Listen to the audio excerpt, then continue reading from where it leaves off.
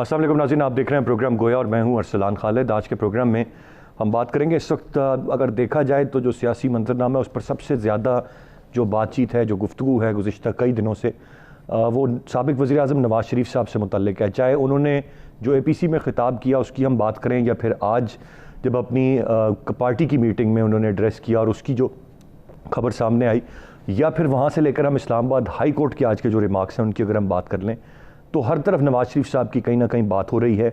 वज़ीर सेहत पंजाब की बात करें या दीगर किसी भी मामले की बात करें या पाकिस्तान मुस्लिम लीग नून की अपनी क़यादत की बात करें तो हर तरफ नवाज़ शरीफ साहब का जिक्र आ रहा है।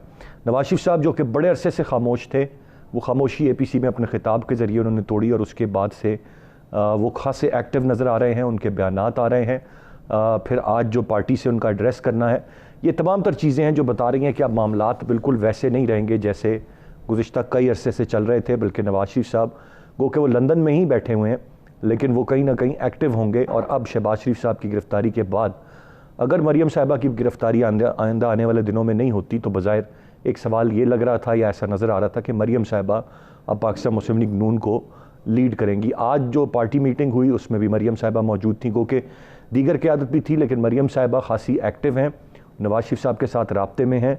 और नवाज़ शरीफ साहब ने भी आज बड़ा वाज़ेह तौर पर फरमाया कि वो ग़ुलाम बनकर नहीं रह सकते, आज़ाद इज़्ज़त की ज़िंदगी जीने का उन्होंने फ़ैसला कर लिया है। उन्होंने पार्लियामान पर सवाल उठाए, उन्होंने पार्लियामान की खुद मुख्तारी पर सवाल उठाए, फिर साथ साथ उन्होंने ये भी वाज़ेह किया कि वो अब जो बैरून मुल्क मुकीम पार्लियामेंटेरियंस हैं उनको भी खतूत के ज़रिए और इंसानी हकूक़ की तंजीमों को भी खतूत के ज़रिए वो इस सूरत हाल से आगाह करेंगे कि किस तरह उनको उनके साथ और उनकी जमात के लोगों के साथ पाकिस्तान में ज़्यादती हो रही है। तो ये खासे बोल्ड स्टेप्स हैं जो नवाज़ शरीफ साहब लेने की तरफ जा रहे हैं। लेकिन अगर आज जो इस्लामाबाद हाई कोर्ट में अल अज़ीज़िया रेफरेंस और एवन फील्ड रेफरेंस में सज़ा के ख़िलाफ़ नवाज़ शरीफ साहब की अपीलों पर जो समात हुई, वहाँ पर जो बयानात जजेस की जानिब से आए वो भी खासे सख्त है। उनका ये कहना है कि नवाज़ शरीफ हुकूमत और आवाम को धोखा देकर गए हैं, वो बाहर बैठ कर हंसते होंगे निज़ाम पर। और साथ साथ उनका ये भी कहना था कि उनको हम किस तरह से इश्तिहारी करार दे दें या किस तरह से ये कह दें कि उनके बारे में कोई इल्म नहीं है, जब हम जानते हैं कि वो पूरी तरह कौम से ख़िताब कर रहे हैं, APC से ख़िताब कर रहे हैं, उनके बयानात नज़र आ रहे हैं। तो ये नहीं कहा जा सकता कि वो मफरूर हैं या इल्म नहीं है वो कहाँ है। तो बड़ा वाज़ेह तौर पर ये इल्म है कि वो कहाँ पर मौजूद है। वज़ीर सेहत पंजाब की अगर हम बात करें तो उनका कहना है कि इंसानी हमदर्दी पर नवाज़ शरीफ साहब को बैरून मुल्क भेजा था, अब उन्हें वतन वापस आ जाना चाहिए और अगर उन्होंने इलाज नहीं कराना था तो वो वहाँ क्यों मौजूद हैं।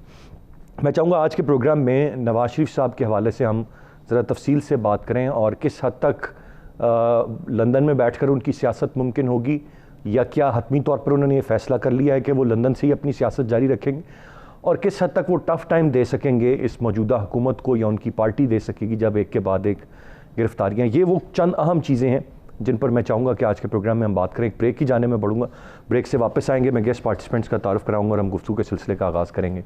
साथ रहिएगा।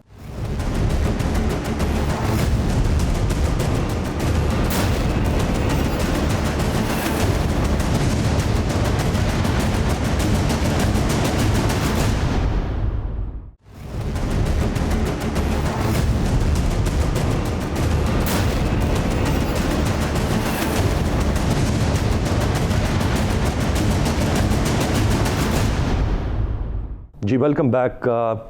प्रोग्राम में हमें ज्वाइन किया मुर्तज़ा सोलंकी साहब ने, सीनियर सहाफ़ी और तज्ज़ियाकार हैं। बहुत शुक्रिया सोलंकी साहब आपके वक्त का। उनके साथ साथ PJ मीर साहब हमारे साथ प्रोग्राम में मौजूद हैं। आप भी सीनियर सहाफ़ी हैं, सीनियर तज्ज़ियाकार हैं, एंकर पर्सन हैं। मुर्तज़ा सोलंकी साहब, गुफ्तगू का आगाज़ मैं आपसे करूँगा। सर कैसे देखते हैं, वो एक दफ़ा की खामोशी तोड़ना नहीं था जो APC में नवाज़ शरीफ साहब ने कहा, बल्कि उसके बाद उनके कुछ बयानात भी आए और आज वो अपनी पार्टी से भी खिताब कर रहे हैं। क्या चीज़ें हैं जो तब्दील हो गई हैं और क्या हिकमत अमली यहाँ पर बड़े वाज़ेह तौर पर आपको पाकिस्तान मुस्लिम लीग नून और नवाज़ शरीफ साहब की नज़र आ रही है? जो तब्दीली है वो तो आपने ख़ुद बता दी है कि नवाज़ शरीफ साहब जो है वो नवंबर में पिछले साल जब गए थे तो उसके बाद खामोशी थी और वो खामोशी 20 सितंबर को टूट गई है। यही सबसे बड़ी तब्दीली है और अमलन उन्होंने अपनी पार्टी टेक ओवर कर ली है लंदन से और यहाँ पर उनकी जो पार्टी है उसमें उनका बयानिया जो है वो हावी है। शहबाज शरीफ साहब भी उसी बयानिए के पीछे चल रहे हैं और उनकी बेटी जो है वो ज़्यादा मुतहर्रिक होकर सामने आई हैं। आपने देखा है कि नवाज शरीफ साहब न सिर्फ अपनी पार्टी के अंदर मुतहर्रिक हैं, बल्कि जो इत्तेहाद नया बना है पाकिस्तान डेमोक्रेटिक मूवमेंट, उसमें भी मुतहर्रिक है। उसके जो लीडर्स हैं उनके साथ मुसलसल वो राब्ते में हैं। और अब जब हम ये गुफ्तगू कर रहे हैं तो 11 अक्टूबर को उनका पहला जलसा भी हो रहा है, और पीर के रोज़ अगला जो पीर है उस दिन एक और मीटिंग है इनकी, जो पीडीएम की जो रहबर कमेटी है, और उसमें और तंजीमी ढांचा वगैरह भी वो अनाउंस कर रहे हैं। तो जो हुकूमत की तरफ से जो आप देख रहे हैं वो भी मुतहर्रिक हैं। अदालतों का आपने बता दिया, जो जजेस के जो रिमार्क्स आए हैं इस्लामाबाद हाई कोर्ट के जी। तो मामला जो है वो तेज़ी के साथ जो है वो एक महाज़ाराई की तरफ बढ़ रहा है। सिर्फ मैं एक जुमला जो कहूँगा वो ये कहूँगा कि ऐसे वक्त में जब कौम को और मुल्क को इत्तेहाद की ज़रूरत थी और मामलात को बेहतर करने की ज़रूरत थी, और जो बैरूनी चैलेंजेस जो उमड़ते आ रहे हैं उनसे मुकाबला करने की ज़रूरत थी, हम इत्तेहाद की बजाय इंतशार की तरफ जा रहे हैं। इंतशार की तरफ ये सारा मामला जा रहा है। बज़ाहिर सोलंकी साहब इस सारे मामले को ऐसे देखते हैं। पीजे मीर साहब, मैं आपसे जानना चाहूँगा, इस वक्त एक चीज़ अगर ये देखी जाए कि नवाज शरीफ साहब सज़ा याफ्ता हैं और वो उसके बाद इलाज की गर्ज से गए हैं लंदन, और अब वो वहाँ से बैठकर तासुर दे रहे हैं कि ये एक बड़ी जिद्दोजहद है जो उन्होंने इस निज़ाम के ख़िलाफ़ करनी है, एक जिद्दोजहद है जो उन्होंने ज़्यादतियों के ख़िलाफ़ करनी है, और उसके हवाले से वो कह रहे हैं कि इंसानी हकूक़ की तंजीमों, बाहर बैठे हुए पार्लियामेंटेरियंस, उन तक को वो खतूत लिखेंगे और बताएंगे कि उनके साथ ज़्यादती हो रही। तो ऐसे एक तरफ तो वो सज़ा याफ्ता मुजरिम है, दूसरी तरफ तासुर ये मिल रहा है कि उनकी कोई एक बहुत जिद्दोजहद है एक सिविल सुप्रीमेसी के लिए, एक जमहूरियत, अमली तौर पर जमहूरियत की मुल्क में बहाली के लिए। ये क्या तासुर बिक पाएगा बाहर के लोगों में या बाहर की तंजीमों में, अगर वो कहेंगे या वो सवाल नहीं करेंगे नवाज शरीफ साहब से कि जी आप तो कन्विक्टेड हैं? देखिए, आपने इस चीज़ को, ये जो सिचुएशन हमारे सामने है, इसको बड़ी गहरी नज़र से और एक संजीदगी से आपने एवेल्यूएट करना है। मियाँ साहब को पहले एग्जीक्यूटिव ने उड़ा दिया, फिर मिलिट्री ने उड़ा दिया, फिर उसके बाद जुडिशरी ने उड़ा दिया। तो 3 मेन ऑर्गन्स हैं जो आपके स्टेट के, आपने देखा कि मियाँ साहब को वहाँ से हिट पड़ी, जो कि आपके जैसे भी कह लो इलेक्टेड गवर्नमेंट है उसको डिसलॉज कर दिया। What is the reason behind it? एक दूसरा, हमने इसको असेस करना है। आज जो जजेस बात कर रहे हैं कि जी हमें धोखा दिया और नवाज शरीफ बाहर हंस रहे हैं, मैं तो समझता हूँ उनको तो दबा के हंसना चाहिए, इतना हंसना चाहिए कि उनके कह के पूरी दुनिया में जाए। क्यों? इसलिए क्योंकि आपने अपने लॉस को चेंज ही नहीं किया है। और भाई जब आप अपने लॉस को चेंज नहीं करोगे तो हर आदमी, whether it is Benazir Bhutto, whether it is general Musharraf, whether it is Nawaz Sharif, whether it is Asif Zardari, everybody will take advantage of that lacuna in the law. क्योंकि आपके पास एक तो एक्सट्रेडिशन ट्रीटी तो है कोई नहीं है ब्रिटेन के साथ। जब एक्सट्रेडिशन ट्रीटी कोई नहीं है, आप किस लॉ के तहत आप नवाज शरीफ को वापस लेके आओगे? वो तो एक अपना एक लीगल लकूना लेके बाहर चले गए। अब हेल्थ मिनिस्टर कहती हैं कि भाई कंपैशनेट ग्राउंड, ऑल राइट, तो फिर ये कंपैशन जो है ये आपको बाकियों को भी दिखाना है। ये देखो ना, लॉ इट डजंट मीन कि फॉर अ स्पेसिफिक लेवल और any level, it has to be completely all around कि जहाँ हम लॉ को लॉ देखेंगे। तो जब आप लॉ के अंदर ऐसी चीज़ें डाल देंगे तो फिर क्वेश्चंस तो आप पे उठेंगे। अगर आपने जाने दिया एक आप कह लो वर्ड, एक वर्ड के ऊपर, तो then that word has to be honoured. इससे पहले अगर आप नवाज शरीफ साहब को देखें तो वो एक ट्रीटी के साथ गए, कई कहते थे 10 साल, ये इन्होंने कहा 7 साल चले, वॉट एवर इट इज़। वो ट्रीटी के बाद उसके अलावा भी ही फेल्ट कि ही वॉज अ विक्टिम, तो वो वापस आने की भी कोशिश की। मैं तो तीनों के साथ वापस आया हूँ, नवाज शरीफ के साथ, Shahbaz Sharif and of course Benazir Bhutto, and उन तीनों का एक मौक़िफ़ था, भाई what have we done wrong. Now the question here arises, या तो आपके ऊपर एक बड़ी ज़बरदस्त एक विक्टिमाइजेशन हो रही है, आज की गवर्नमेंट को आप उसमें इन्वॉल्व कर नहीं सकते हैं क्योंकि ये केसेस आज की गवर्नमेंट ने इंस्टीट्यूट नहीं किए, ये पुरानी गवर्नमेंट्स के इंस्टीट्यूटेड केसेस हैं on Nawaz Sharif and on Asif Zardari. So ये कंटिन्यूटी आ रही है। So this government really goes out of the window. हाँ, इसको अगर आपने पॉलिटिकल गिमिक्री बनाना है इन ऑल ऑनेस्टी, वो आप इसको इस्तेमाल कर सकते हो। हाँ जी, ये हुकूमत इंटरफेयर कर रही है, विच मीन्स कि अब वो पहले भी इंटरफेयर कर रहे थे इसके अंदर जब ये केसेस चल रहे थे। So was there an interference of the previous governments as well. So ये एक, मैं समझता हूँ एक खिचड़ी बन रही है, जिस खिचड़ी को मैं समझता हूँ कि एक ही तरीके से आप इसको रिजॉल्व कर सकते हैं, या तो अपने लॉज चेंज करें। आज आप और मैं और सोलंकी साहब हम बात करते हैं पुलिस के ऊपर कि पुलिस ने ये क्या किया क्या नहीं किया। आपने पुलिस का रिफॉर्म्स तो होने नहीं दिए हैं, आपने पुलिस के पीनल कोड्स आपने चेंज नहीं किए हैं, आज भी आपका SHO एक खुदा है। सो द क्वेश्चन इज़, ये आपने बनाया ना, तो फिर आप बाद में रोते क्यों हैं? तो अगर आप नवाज शरीफ आज चले गए हैं तो आप उनको पकड़ेंगे कैसे? आप नहीं पकड़ राइटली सेट पीजे मीर साहब, मैं यही नुक्ता जरा लेकर सोलंकी साहब की जानिब जाऊंगा। और मैं सोलंकी साहब जानना आपसे ये चाहूँगा कि आज जो रिस्पेक्टेबल हमारी जो जुडिशरी की तरफ से भी जो बात आई कि वो नहायत शर्मिंदगी का मुकाम है, मुलजिम लंदन में बैठकर हुकूमत और अवाम पर हंसता होगा। Sir, who to be blamed? मैं सवाल हमें किससे करना चाहिए कि नवाज शरीफ साहब, पूरी आपकी यहाँ पर डॉक्टर्स की टीम, आपकी वज़ीर सेहत पंजाब, आपके शौकत खानम के एक्सपर्ट डॉक्टर्स, आपकी पूरी की पूरी सिस्टम काबीना, वो फेक कर रहे थे अपनी बीमारी, या फिर वो चले गए तो कैसे चले गए? ये सवाल किससे होने चाहिए? नवाज शरीफ साहब से होने चाहिए कि जी आपने ज़्यादती कर दी, वो तो होना ही चाहिए।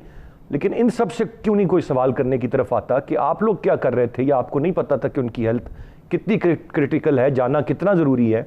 आप खुद गवाहियाँ दे रहे थे उनकी सेहत की कि जी कोई चारा ही नहीं है बाहर भेजने के अलावा, और फिर आज आप कह रहे हैं जी वो आप शाश पिशाश हैं, सेहतमंद हैं, वापस आ जाना चाहिए। देखें, सवाल तो इनको अपने आप से करने चाहिए। मैं जो अदलिया के जो रिमार्क्स है उस पर तबसरा नहीं करूंगा। मैं सिर्फ इतना कहूंगा कि जो जजेस हैं उनको अब जो कुछ भी बोलना है वो अपने फैसले के ज़रिए बोलें।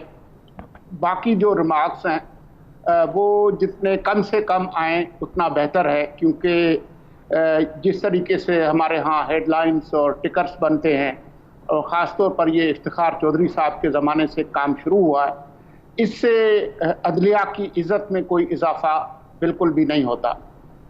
कौन यहाँ से भाग गया है, कौन जो है वो मफरूर है, वो फिर लिस्ट जो है वो खासी लंबी है।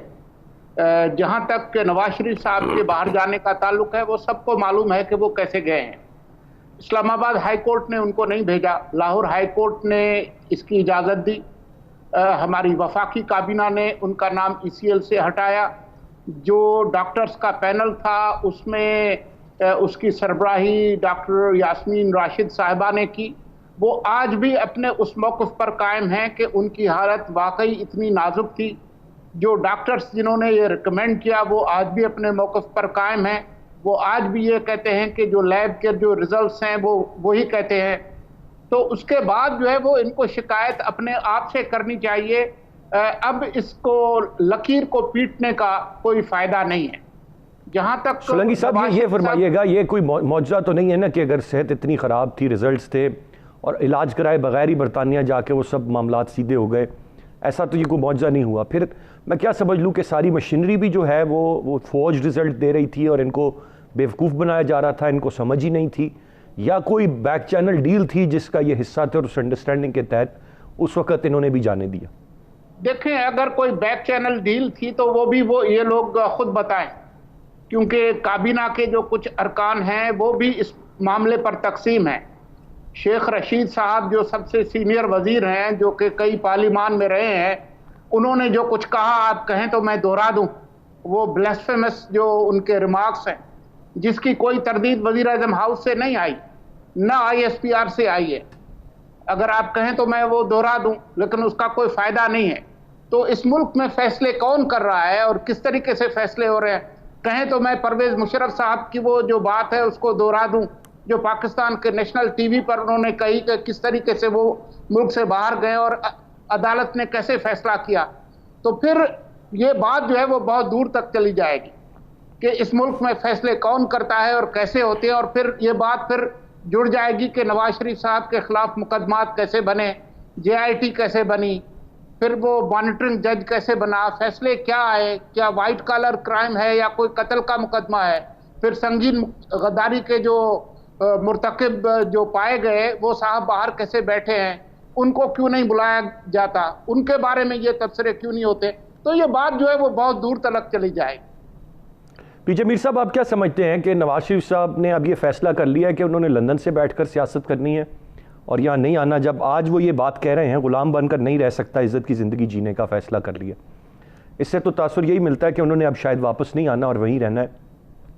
आप क्या समझते हैं कि क्या वो कोई मोमेंटम बिल्टअप करके पब्लिक पल्स को जानते हुए आने वाले किसी वक्त में वापसी का फैसला करेंगे, या यह अब हतमी है कि वो बाहर से ही बैठकर अपनी सियासत करेंगे?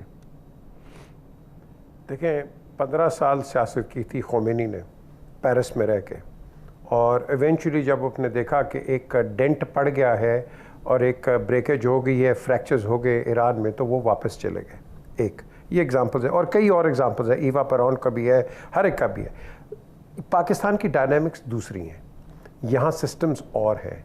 ये मैं कहता हूँ रेयरिटी है हमारे पॉलिटिकल सिस्टम का कि एक आदमी कंडेम भी हो जाता है, उसको आपने चोर, मर्डरर, डाकू, मनी लॉन्ड्रर, हर किस्म का खिताब दे के भी फिर आप उसको प्रेसिडेंट ऑफ पाकिस्तान बना देते हैं। आसिफ ज़रदारी, आपने बाकियों का भी यही कहा था, आपने 88 में बेनज़ीर को कहा था फिनिश्ड है, फिनिश्ड गॉन। नवाज शरीफ का वो फिर आगे वापस। अब आपकी डायनामिक्स बहुत दूसरे हैं। अब नवाज शरीफ जो कह रहे हैं कि जी मैं ग़ुलाम बन के नहीं रहना चाहता, वो किसके ग़ुलाम है मुझे बता दें? पार्लियामेंट के ग़ुलाम है। आप किसकी तरफ इंडिकेट कर रहे हैं? आप इंडिकेट बड़ा क्लियरली कर रहे हैं इस्टेब्लिशमेंट और द आर्म फोर्सेस और द आर्मी इन पर्टिकुलर। अगर आप कह रहे हैं कि उनके ग़ुलाम नहीं रहना चाहते, आर्मी कहती है हम इंटरफेयर नहीं करते, ये कहते हैं आप करते हैं। इन दोनों की एक डिबेट है, और मैंने भी कई दफ़ा बल्कि इनको एक बड़ा एक्सप्लिसिट मैंने क्वेश्चन किया था कि मियां साहब आप इंटरवीन करते हैं आर्मी के अफेयर्स के अंदर, तो वो मेरे पे उन्होंने चढ़ाई कर दी। आप बताएं जी मैंने कहाँ किया है, मुझे बताएं आप। मैंने कहा जी आपने वो आदमी प्रमोट किए जो आपको नहीं करने चाहिए थे, और जिनको करना चाहिए था आपने उनको नहीं किया। नहीं बताया किसको किया। मैंने कहा जी Ali Kuli Khan should have been the next chief of staff. तो कहते हैं नहीं वो तो प्राइम मिनिस्टर का प्रोगेटिव है। मैंने कहा जी प्रोगेटिव है तो फिर जनरल मुशर्रफ ठीक थे, आपकी चॉइस। नहीं मुझे तो नहीं पता था उनके माथे पे क्या होगा। द क्वेश्चन अराइजेस जब आप इस तरह एक आप करोगे, और आपको पता है कि पिछली गवर्नमेंट के अंदर क्या हो रहा था कि एक लेटर गया था कि जिसमें ब्रिगेडियर्स तक के लेवल की प्रमोशंस जो है वो सिविलियन गवर्नमेंट करेगी, तो वहाँ तो नेचुरली आपकी जो इस्टेब्लिशमेंट है जिसको हम आर्म फोर्सेस कहते हैं, they didn't like it, they didn't appreciate it. So एक आपका एक ये टसल बड़ी देर का चल रहा है, ये वॉर है between Nawaz Sharif and the army. और मैं आपको आज भी बता देता हूँ, देखो मैं वो बात करता हूँ जो फैक्चुअल बात है। जब चार्टर ऑफ डेमोक्रेसी साइन हुआ था, बेनज़ीर भुट्टो और नवाज शरीफ दोनों थे वहीं बैठे हुए थे, पूरी हायरार्की खड़ी हुई थी मिलेनियम होटल पे। I put the first question, मैं कहा जी बेनज़ीर को कहा कि म्यूज़िकल चेयर्स है, उन्होंने कहा नहीं है म्यूज़िकल चेयर्स। जनरल और नवाज शरीफ ने उस वक्त भी कहा था मुझे, विच इज़ ऑन रिकॉर्ड, कि हमारे जनरल्स वो हैं जिन्होंने इतना नुकसान पाकिस्तान को पहुंचाया है जितना कि एक किसी इंडिया ने नहीं पहुंचाया। अभी बड़ी एक प्रोफाउंड स्टेट पर थी, उन्होंने कहा तो लिख लो तुम, ये ऑन रिकॉर्ड है। सो जब आप इस मोमेंटम से चलते हैं तो आपकी डिफ्यूजन हमेशा किसने की है? शहबाज शरीफ ने उसकी डिफ्यूजन की है, बाकी पार्टी लीडर्स ने। Nawaz Sharif is quite open minded on this. उनका एक वॉर चल रही है between the establishment and himself. So ये एक बेसिकली एक बैटल की कड़ी है। इस बैटल के अंदर आज वो बाहर बैठ गए और अपनी बैटल कंटिन्यू कर रहे हैं, लेकिन जब during exile, during a military government, उन्होंने इस तरह कुछ नहीं किया था, ना जद्दा में किया था, नेचुरली वहाँ नहीं कर सकते थे। लेकिन जब वो लंदन आए हैं फिर वहाँ से उन्होंने थोड़ी बहुत पॉलिटिकल सरगर्मियाँ शुरू कर दी थी ड्यूक स्ट्रीट से। लेकिन अब आज being basically out and about, तो आज वो एक बिल्कुल उनके पास एक बड़ा उनके लिए एक बड़ा अच्छा एक प्लेटफॉर्म है जिनके अंदर वो काफ़ी पॉलिटिकल सरगर्मियाँ कर सकते हैं। उन्होंने देखा कि शहबाज को उन्होंने लगाया, मरियम को लगाया, बाकियों को लगाया, वो आवाज़ नहीं थी जो कि नवाज शरीफ की है। ये वोट बैंक नवाज शरीफ का है, ये और किसी का वो वोट बैंक नहीं है। सो अगर इसको किसी ने लीड करना है for a long term basis पे और for some deliverance on their side, it has to be Nawaz Sharif. So Nawaz Sharif will get proactive, he will move forward. It has to be Nawaz Sharif, और Nawaz Sharif sahab is active now. आपका point आ गया, एक break की जाने बढ़ना है, ब्रेक से वापस आकर इस पर हम मजीद बात करते हैं, साथ रहिए।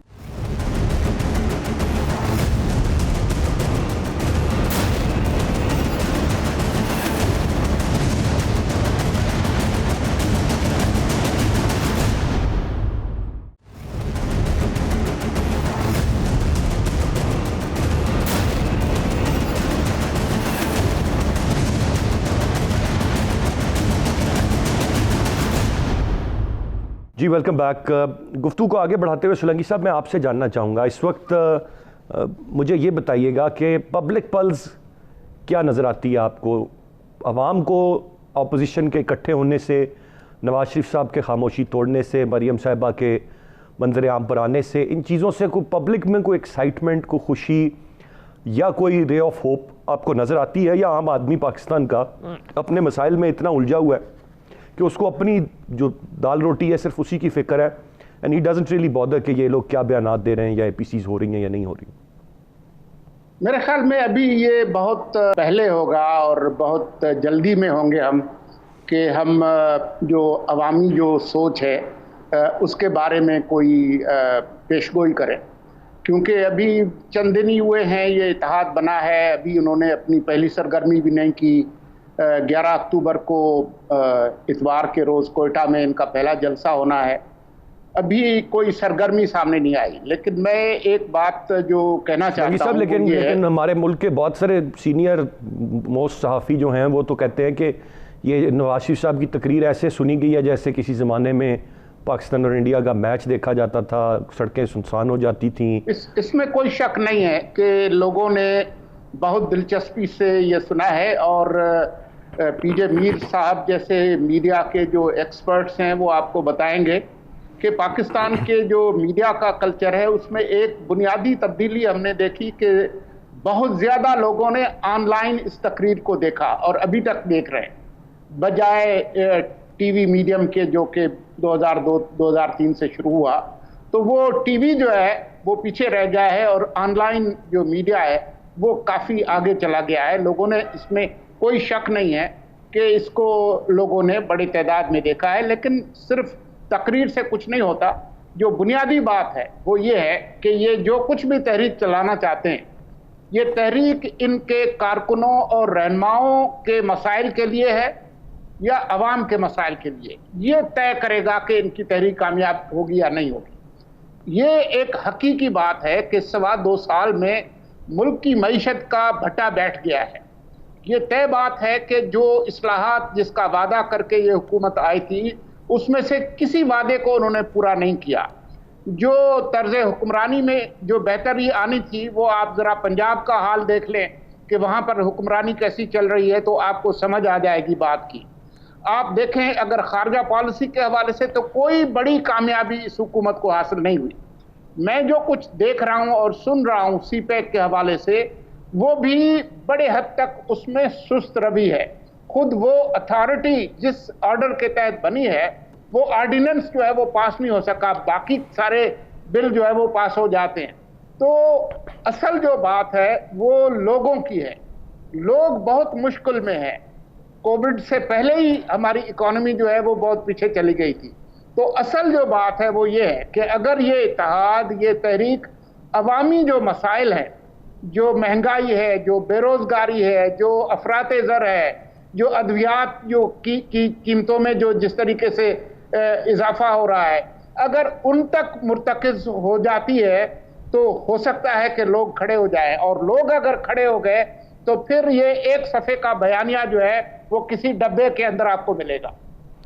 पीजे मीर साहब, मैं एक चीज़ आपसे जो जानना चाहूँगा, सिविल सुप्रीमेसी की बहुत बात कर दी जाती है, नारा बुलंद कर दिया जाता है। मियाँ साहब भी गालिबन जो आपने बात कही और जो तासुर मिलता है वो यही माइंडसेट रखते हैं। ये कोई भी किसी भी एंड की सुप्रीमेसी क्यों होनी चाहिए? ये ऐसा क्यों नहीं हो सकता कि हर कोई अपने अपने हदूद क़यूद में रहे, चाहे वो सिविलियन हो चाहे इस्टेब्लिशमेंट हो, और मुल्क की मफाद में काम करें? ये खींचातानी ही तो है जो काम को हमेशा से ख़राब करती आई। अपने सिस्टम को चेंज करें आप। ये पार्लियामेंट्री सिस्टम आपको सूट नहीं करता, आपको प्रेसिडेंशियल सिस्टम सूट करता है। पूरी दुनिया में प्रेसिडेंशियल सिस्टम है। आप कभी तीतर बन जाते हैं, कभी बटेर बन जाते हैं, फिर आपको पता नहीं है कि आप हैं कौन है। आप कभी डीसी सिस्टम ले आते हैं, कभी नाज़िम सिस्टम ले आते हैं, कभी कुछ और सिस्टम ले आते हैं। आप अपने साथ खेल ही रहे हैं। प्रेसिडेंशियल सिस्टम रखें, उसको तकड़ा करें। पूरी दुनिया के अंदर वो हावी है, पूरी दुनिया के अंदर। तो जब तक आप इसको ठीक नहीं करोगे, बाकी यहाँ क्या है, बाकी यहाँ ये वही है अरसलान कि जो गवर्नमेंट के बाहर होता है, अपोजिशन में होता है, वो अवाम का नारा लगाता है। जब वो अवाम का नारा बाहर लगाता है, गवर्नमेंट में आता है, तो उसको कहते हैं नहीं, ये तो अवाम का काम ही कोई नहीं कर रहा। So the question is because आपके सिस्टम्स इतने कॉरुगेटेड और इतने कंटामिनेटेड हैं कि ना अपोजिशन कुछ कर सकती है, ना ये गवर्नमेंट कुछ जो भी हो। मुझे पीजे मीर साहब एक बात बताइएगा। आपने प्रेसिडेंशियल फॉर्म ऑफ गवर्नमेंट की बात की। Do we have personalities like जो अक्रॉस पाकिस्तान चारों सूबों में अपनी इतनी पॉपुलैरिटी रखते हों कि सब तरफ से उनको सपोर्ट मिल सके। यहाँ पर तो लीडर्स क्या, पॉलिटिकल पार्टीज भी पॉकेट्स में सुकड़ गई हुई। तो आप एक ऐसे शख्स की तलाश कहाँ से करेंगे, या ऐसी शख्सियात मौजूद हैं जो मुल्क के तूल अर्ज में लोग उनको सपोर्ट करेंगे, या एक शख्स को सदर मुंतखब करें? बहुत लोग मौजूद हैं इस मुल्क के अंदर, हम अपने आप को अंडरमाइन कर जाते हैं। यहाँ बहुत अच्छे अच्छे लोग हैं यार। मुझे आप चीज़ बताएं, ये वही लोग हैं ना जो जनरल मुशर्रफ के नीचे काम कर रहे थे, उस वक्त काम क्यों हो रहा था, आज क्यों नहीं हो रहा? I want to know this. क्योंकि लीडरशिप होती है आपके पास, आप क्या करते हैं, आप लीडरशिप को इमर्ज करने ही नहीं देते। इमर्जिंग लीडरशिप को आप नीचे डाउनग्रेड कर देते हैं। बिकॉज हम जो है, जो अगर आप रुडयार्ड किपलिंग की बात सुन लें, उसने कहा था कि इस एरिया के जो लोग हैं, they don't read the words, they read the words between the lines. हम बिटवीन द लाइन्स पढ़ने वाले हैं, वर्ड को नहीं हम पढ़ते हैं। हम कंस्पिरेसी थ्योरीज के एक्सपर्ट्स बन गए हुए हैं। ये पूरा हिंदुस्तान इस तरह ही था, आज भी वही है, कोई डिफरेंस नहीं है। वहाँ भी यही है, यहाँ भी यही है। क्वेश्चन अराइजेज कि आपका इलेक्टोरल सिस्टम इस तरह है, जब हम आवाम की बात करते हैं, आप आज आवाम के लिए नारे लगा रहे हैं ना बाहर बैठ के, ओ भाई आप 34 साल से तो आप हुकूमत में थे, तो क्या ये 2 साल के अंदर ये हुकूमत आके ये 34 साल या 70 साल का काम ओवरकम कर जाएगी? बिल्कुल नहीं होगा। हम मुल्क की बात करें, किसी कॉर्पोरेट दफ्तर या शॉप की, ये जो प्लाजा की बात नहीं कर रहे, हम एक मुल्क की बात कर रहे हैं। इसके लिए आपको टाइम है। आपने हमेशा देखा है कि हमारी कंटिन्यूटी ऑफ पॉलिसी कभी भी नहीं रही है। हमेशा जो आया है उसने कहा मी, आई, नॉट अस, कि पिछले ने भी काम किया है। कितना क्रेडिट ले लिया भाई, दे दिया आपने जुल्फ़िकार अली भुट्टो को for that for the nuclear programme. कितना क्रेडिट दे दिया है जब एटॉमिक एनर्जी कमीशन यहाँ शुरू हुई थी under Usmani and everybody else. कितना क्रेडिट आपने उनको दे दिया है। आप क्रेडिट सारे खुद ले जाते हैं, हमने ये किया, और भाई हमने किया है, लेकिन आप इसको एक्नॉलेज करो। हम कभी भी नहीं करते। आज मैं समझता हूँ नवाज शरीफ को क्रेडिट जाता है कि उसने मोटरवे सिस्टम शुरू कर दिया, लेकिन हम उस पर बात नहीं करेंगे। जो नहीं बनेगी वो मैंने की है। तो हमारा ये जो एक एटीट्यूड है, मेंटल एटीट्यूड एंड ईगोटिस्टिक जो व्यू है, ये हमारे मुल्क को आप कह लो कि इंटरनली प्रोवोक करता है, और प्रोवोकेशन के साथ आज आपके सामने टेलीविजन पे पिक्चर मौजूद है। सो इस चीज़ को जब तक आप अवॉइड नहीं करोगे, सब्र तो है नहीं हम लोगों के अंदर। हम इतनी जल्दी से चलना चाहते हैं कि ओवरनाइट चेंज चाहते हैं। ओवरनाइट चेंज यहाँ आएगी नहीं। आपने मिलिट्री के साथ भी देख लिया है, आपने पॉलिटिकल गवर्नमेंट्स के साथ भी देख लिया है। आपको ओवरनाइट चेंज नहीं आएगी। आपको लॉन्ग टर्म प्लान्स बनाने पड़ेंगे, और आपको एक कहीं ना कहीं शिक डालनी पड़ेगी कॉन्स्टिट्यूशन के अंदर। जो भी आपका इस वक्त जो कॉन्स्टिट्यूशन है, इसको आप रिविजिट करो। इसको जब तक रिविजिट नहीं करोगे, क्योंकि आप तो हर जगह पीसीओ पे अपने आप को चलाना शुरू कर देते हो, एसआरओस पे चलाना शुरू कर देते हो। बिल्कुल जी, सिस्टम को बीजे मीर साहब रिविजिट करने की हमें इस सारे मामले में ज़रूरत है। Rightly said. अब एक चीज़ जो मैं जानना चाहूँगा सोलंकी साहब आपसे, ये तो हमने बात कर ली आज बहुत नवाज शरीफ साहब से मुतल्लिक और उनकी स्ट्रैटेजी से मुतल्लिक। अब हुकूमती बात भी ज़रा कर लेते हैं। किस हद तक वो ख़तरा मौजूद है इस मौजूदा हुकूमत को अपोजिशन से, या किस हद तक इसको मजबूत आज भी आप देखते हैं? परफॉर्मेंस के इंडिकेटर्स को लेते हुए, इकॉनमी की सिचुएशन को लेते हुए, आप समझते हैं कि दे स्टिल गोइंग स्ट्रॉन्ग और आगे भी इनके लिए कोई ज़्यादा मुश्किलात नहीं? मैं एक मुख्तसर बात कर लूँ। मैं नहीं समझता कि इस मुल्क में सदारती निज़ाम की ज़रूरत है। सदारती निज़ाम रहा है। 11 साल अयूब खान ने सदारती निज़ाम ही चलाया, 2 साल यहया खान का सदारती निज़ाम था, मुशर्रफ के जो 9 साल थे वो भी सदारती निज़ाम था, ज़ियाउल हक के 11 साल वो भी सदारती निज़ाम था। और इन सदारती निज़ामों ने मुल्क को तबाही के अलावा और कुछ नहीं दिया। तो मैं नहीं समझता हूँ कि हमें तजर्बे करने की ज़रूरत है। हमें अपने निज़ाम को सही मानों में जमहूरी करने की ज़रूरत ज़रूर है। आपने 18वीं तरमीम कर ली, लेकिन वो डिवोल्यूशन सूबाई दारुल हुकूमतों में जाकर रुक गई। आपका जो आर्टिकल 140 और 140A है, उस पर अमल नहीं हुआ। मकामी हुकूमतों पर किसी ने अमल नहीं किया। मौजूदा हुकूमत ने भी इस पर कोई अमल नहीं किया। सबसे पहला जो काम उन्होंने आकर किया, पंजाब के अंदर मकामी हुकूमतें उन्होंने वक्त से पहले तोड़ दी, क्योंकि वो मुखालिफ जमात की थी। तो मैं नहीं समझता कि वो हमारे मसाइल का हल है। और उसकी वजह यह है कि हम एक बहुत ही कसीरुल लिसानी एक वफाक हैं। यहाँ पर वफाकी इकाइयों ने मुल्क को बनाया है, मुल्क ने इन वफाकी इकाइयों को नहीं बनाया। और जिस तरीके से हमें एक पाकिस्तानी कौम बनने का जो एक अमल है, उसके अंदर ये जो जमहूरी जो इंटरप्शंस हैं उन्होंने बहुत नुकसान पहुंचाया है। जहां तक इमरान खान सरकार की बात है तो एक ही जुमला मैं कहूँगा, इनका दुश्मन कोई और नहीं है, ये खुद ही हैं। जिस तरीके से इन्होंने अपना जो मकसद था उसको खोया है, जो वादे वईद मैनिफेस्टो जो ये उन्होंने दिया था उस पर अमल करने के बजाय ये जिस इंतकामी कार्रवाइयों में लग गए हैं, इसकी वजह से वो अपना जो मकसद है उससे ये दूर हट गए हैं। और इससे पहले कि ये हिज़्ब इख्तिलाफ कामयाब होती है या नहीं होती है, जब भी इलेक्शन होंगे तो इनके पास, लोगों के पास ले जाने के लिए कुछ भी नहीं होगा, कोई लेगेसी नहीं होगी, किसी किस्म का कोई काम इन्होंने नहीं किया सिवाय जो विच हंट है उसके अलावा। पीजे मीर साहब, do you see any threat to the government sir? There is no threat to the government. अगर कोई कोशिश भी करेगा इस गवर्नमेंट को डिसलॉज या ख़राब करने की, डोंट फॉरगेट कि उसकी लेगेसी के अंदर एक डिसरप्शन और डिसओरिएंटेशन ही आएगी।